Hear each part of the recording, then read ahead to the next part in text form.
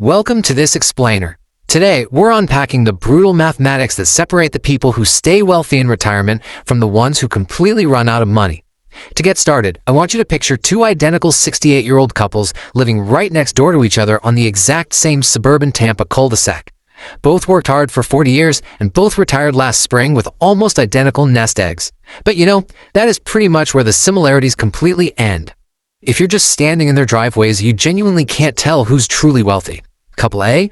Well, they've got a leased 2025 Lincoln Navigator, a massive 32-foot motorhome they barely use, an $1,800 country club statement sitting in the mail, and they're sending $1,200 every single month on Venmo to their adult daughter. Then we have Couple B.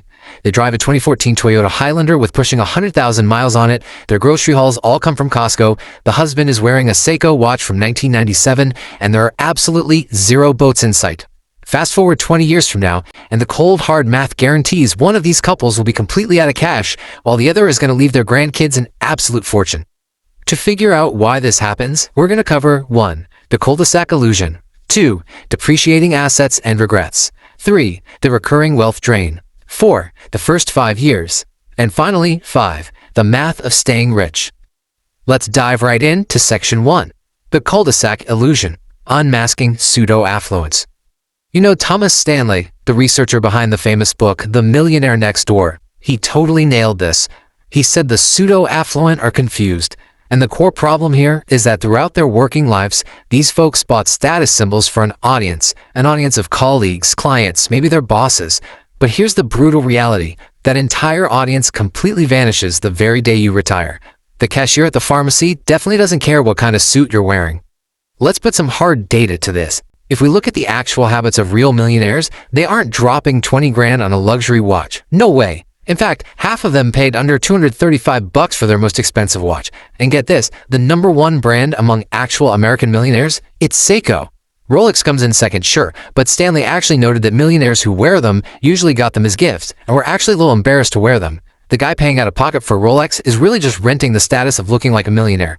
Moving right along to Section 2. Depreciating assets and regrets. The high cost of heavy metal. Okay, we really need to talk about the terrifying value destruction happening right under our noses when it comes to vehicles. A new SUV? It drops 20% in value in just year 1, and it's down 60% by year 5. That is literally 30 grand completely gone on a $50,000 car. Poof! Class A RVs lose more than half their value by year 10. And boats? Oh, boats are even worse, because they also tack on $3,000 to $8,000 every single year in storage, insurance, and slip fees. Middle-class retirees just keep trading in vehicles, absorbing these massive depreciation hits over and over again, while the truly wealthy completely avoid them. But here is the kicker. The true cost isn't just the depreciation itself, it's the lost compound interest. If you just swap a 3-year car trade-in cycle for a 10-year hold starting around age 50, the avoided depreciation plus the invested savings compounds to a staggering $400,000 by age 80. By simply holding on to your car, you aren't just saving some cash, you are effectively funding a second retirement. And oh man, the math gets even worse when we talk about RVs. When you run the actual real-world numbers on a $150,000 motorhome used for just 11 weeks over a decade, and you factor in the fuel, the maintenance, the storage, and that massive depreciation hit, it costs about $9,700 for a single week of vacation. Think about that for a second. For $9,700 a week, you could be staying in a private villa in Tuscany with someone personally serving you breakfast every morning. Instead, you're paying Tuscan villa prices to sleep in a rainy parking lot in Wichita, emptying a Blackwater tank. The wealthy? They just rent an RV for the one trip they actually want to take. Alright, on to Section 3, the recurring wealth drain. The bleed you don't see. So, a recent study by West Monroe found this massive gap, $211 a month to be exact, between what Americans think they spend on subscriptions and the reality. The average person thinks they spend about $62, but they actually spend $273. This invisible bleed is often compounded by delivery apps. Platforms like Postmates mark up food by a shocking 92% all in. Once you factor in the service fees, delivery fees, and tips, you are paying double just to have someone's Honda Civic carry your food a mile and a half down the road. But honestly, those are just the small leaks. Let's talk about the true invisible portfolio killers. timeshares, which by the way you can literally buy on eBay right now for one single dollar, trap you in endless $900 to $3,000 annual fees forever. Country clubs, they charge up to a $50,000 initiation fee, plus forced food minimums where you have to eat $200 worth of Cobb salad at the end of the quarter just to keep your status. The real cost can be up to $667 per round of golf. Then you have variable annuities with hidden 2 to 4% fees, and adult children who are receiving an average of $1,474 a month in routine Venmo transfers. The wealthy run the math on this stuff and realize these are direct transfers of their hard-earned wealth to someone else. Let's zoom in on that monthly Venmo to the adult kids for a second. $1,474 a month adds up to $176,000 over 10 years. At a safe withdrawal rate of 4%, sustaining that indefinitely requires an extra $4.4 million in your nest egg. Almost nobody has that kind of cushion. You are quietly setting your own retirement on fire just to fund a lifestyle for someone else. And this wealth drain extends right into financial products too.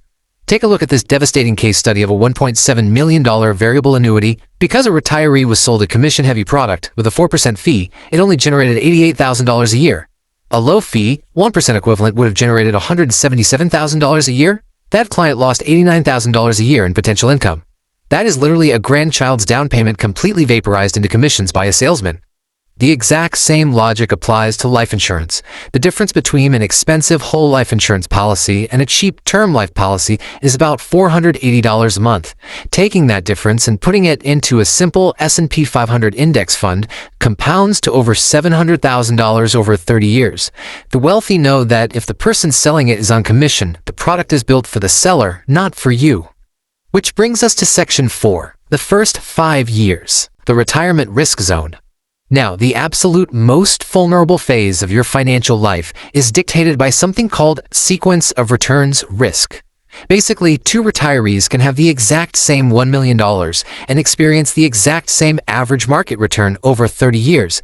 But if one of them happens to get the bad market years right at the beginning of retirement, right when they decide to buy a boat and remodel the kitchen, their portfolio shrinks so much it can never recover and they run out of money. This timeline, based on researcher David Blanchett's retirement spending smile, explains this perfectly. Your first decade, the go-go years, are highly active, but they sit heavily in the high-risk zone. Most people retire on a Friday and put $80,000 on a new Mercedes by Monday. But wealthy retirees? They defer the bucket list cruises, the lake houses, and the new cars for 3 to 5 years. They let the critical risk zone pass first to ensure the math still works before they start spending their windfall. Finally, let's wrap it all up with Section 5, the math of staying rich, making the choice. Listen, you absolutely don't have to cut everything. Retirement is supposed to be fun, but making just these 3 strategic cuts changes your entire trajectory. Number 1, drop the 3-year new car cycle. Number 2, walk away from that trap of a country club. And number 3, cancel the routine monthly Venmo support to your adult kids. Doing just these 3 things stops you from literally lighting $47,000 a year on fire. Because by dodging just those 3 traps alone, you preserve over $2 million in compounded wealth over a 20-year retirement. That $2 million is the exact gap between couple A and couple B living on that cul-de-sac.